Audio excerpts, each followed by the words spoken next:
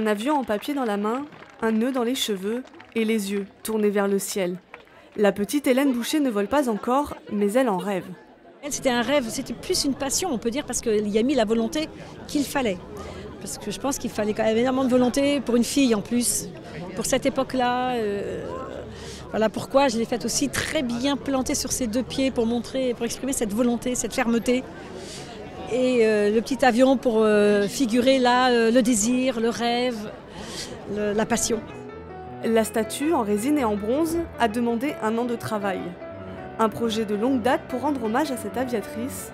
Née en 1908 à Paris, Hélène Boucher fait son baptême de l'air en juillet 1930, à l'âge de 22 ans. Hélène Boucher s'est écrasée pas très loin de Voisins et qu'elle est très connue à Voisins parce que d'abord il y a un collège qui porte son nom, une rue qui porte son nom. Donc comme c'est en face de l'ancien aérodrome, symboliquement, on a trouvé ça intéressant de commémorer sa mort et d'honorer sa mémoire surtout. 21e femme à obtenir son brevet de pilote, elle possède plusieurs records du monde. Le 8 août 1934, elle bat ainsi le record de vitesse mondiale sur 100 km avec 412 km/h. Pour découvrir son parcours, une exposition lui est consacrée à la maison de Coville.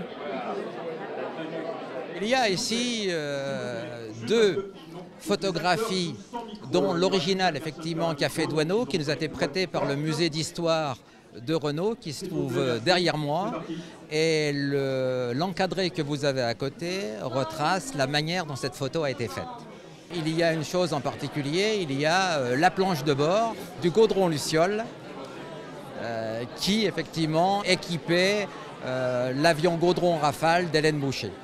Ainsi, la mort venait de fixer l'image radio. Hélène Boucher perd la vie le 30 novembre 1934 lors d'un vol d'entraînement à l'âge de 26 ans. Libérée de certaines contraintes pour s'affirmer dans la carrière de son choix.